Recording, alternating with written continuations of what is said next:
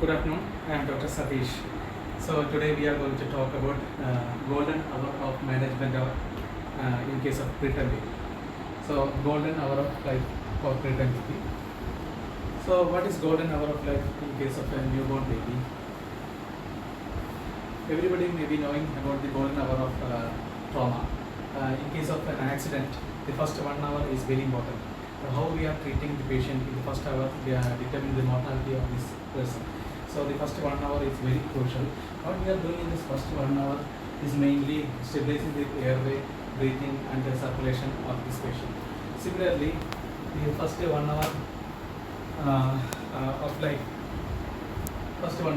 is important in case of a preterm baby also. Like in the polytrauma, the first 1 hour is important. It is considered as a golden hour of trauma, life in trauma. The first 1 hour after the delivery of preterm baby is considered as golden hour of life in preterm baby, because the preterm baby may be having various morbidities immediately after birth, and we have to stabilize the baby within 1 hour, and this is considered as crucial period, and this determines the prognosis, long-term prognosis of the preterm baby. So how we are managing if the baby has to be resuscitated, or if the thermal control in the first hour, everything determines the future of the baby. Whether the baby will go into cerebral palsy or a normal baby will be determined by how we are managing in the first 1 hour of life in a preterm baby. That is known as golden hour of life, and that we are going to discuss. What is done in this 1 hour? We know that stabilization means airway, breathing and circulation, and in case of preterm baby, temperature is also important. So temperature, airway, breathing and circulation is stabilized in this 1 hour. So prompt stabilization of airway, cardiovascular support, and paying attention to the various conditions like vitals and saturations, and then management of the respiratory problem like therapeutic intervention like surfactant treatment, as well as vascular access are all dealt in this first 1 hour of life.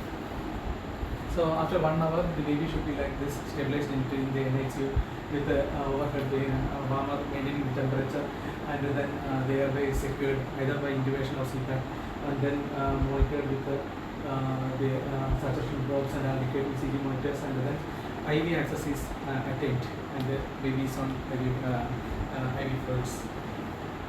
So it is a team approach. It should be a professional approach, a well-coordinated communication between the team members, helping successful management of the golden hour. How can we achieve this coordinated approach? We can achieve this coordinated approach by simulation-based training. So I am giving the NICU staffs the stimulation training helps us to coordinate this team approach for the golden hour management. We know that there are various problems in the preterm baby. Preterm baby has difficulty to maintain the temperature. It can go into hypothermia. They have got weak muscles in the chest, so they can have respiratory depression. And also the CNS is not matured to provide a respiratory drive. So these are the various problems in the preterm baby which has to be dealt in this time. And the specific step to manage the prematurity are the delivery room temperature stabilization, delayed cord clamping, delivery room respiratory support, delivery room oxygen uses. And so this is a pictorial representation of the golden hour management of the child, management of the golden hour of the child. So this one I will be dealing with each one separately. And before starting the golden hour management, the most important thing is we have to give adequate counseling. So communication with the parent before delivery is very important, because after starting the delivery, after starting the golden hour of resuscitation, there are various procedures we have to do. So we may not get adequate time to talk with the patients. So communication prior to the patient and give the prognosis of the baby is very important. And then these are the steps we have to undertake during golden hour. I am following this HAES protocol, and anticipated preparation, delayed cord clamping, thermoregulation, and respiratory management. And so first we will go into the temperature management, prevention of hypothermia. How we will prevent hypothermia in preterm baby? So for that, preterm baby, it is now suggested that the plastic wrap prevents hypothermia. So there should be plastic wraps available, or then if the baby is stable, we can give skin to skin concurrent care. And the most important thing is the delivery room temperature should be maintained at 26 degree temperature, 26 to 28 degree centigrade. So delivery room temperature stabilization. First, we have to maintain the temperature of 26 to 27 degree room temperature. Then switch on the warmer for about 100% of heat output for 10 minutes. Then after the delivery, cover the baby with a plastic wrap, and the other one is the exothermic mattress is available. Activate the mattress and keep the mattress under the baby, and we can maintain the temperature. This is a baby in the plastic wrap, and for hypothermia prevention. And after stabilization, the baby should be transported in a transport incubator to the NICU. So this is the long chain we have to maintain in the golden hour. And there should be a dedicated nurse.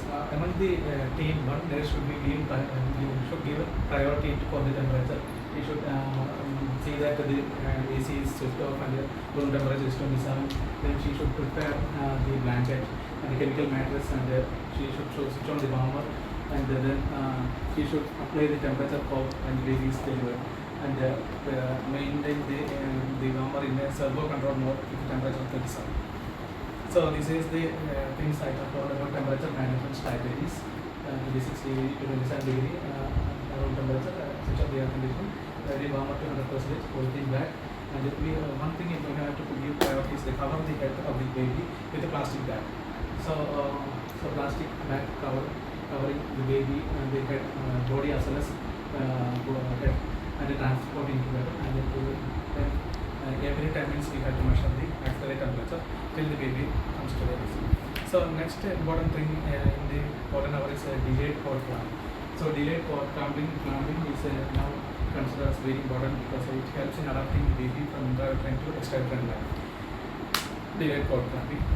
So it is recommended that cord clamping should be done at least 30 seconds to 60 seconds after delivery. It helps the baby to adapt. The circulatory system is gradually adapted to the extrauterine environment. Because immediate cord clamping can cause a significant increase in the cardiac and peripheral vascular resistance that can cause a strain in a preterm baby. So delayed cord clamping can help the baby to gradually adapt to the peripheral vascular resistance, and it decreases the intraventricular hemorrhage as well as it decreases the need for the blood transfusion. So that's about the delayed cord clamping. Next important thing in golden hour is the support, respiratory support. So it is recommended that we have to follow the NRP protocol in case of respiratory depression in the preterm baby. The important thing in respiratory support is that we should use atmospheric air, 21% oxygen in the resuscitation, and gradually increase the FaO2. And so this is respiratory support, providing respiratory support for the NRP protocol. And TPs or neopuff or TPs is used for respiratory support. So we have to adjust the PEEP and PAP of the TPs before delivery. One nurse should be concentrating on this TPs. And respiratory support for preterm baby can be given by 3 methods: by sustained inflation to help to develop the functional residual capacity, and giving a CPAP. Or if there is a severe respiratory disturbance, we can intubate and ventilate the baby. So this is the setting up of TPs. We have to close the expiratory valve like this, and then adjust the PEEP, then open up, and then we can adjust the PAP, and like that we can set the TPs. And the respiratory supports, as I have told, by sustained inflation, CPAP, and intubation. And CPAP, what is sustained inflation? Sustained inflation is a delivery of a PEEP of 20 to 30 centimeters of water for 1 to 3 breaths for about 5 to 15 seconds. That helps up to open up the alveoli.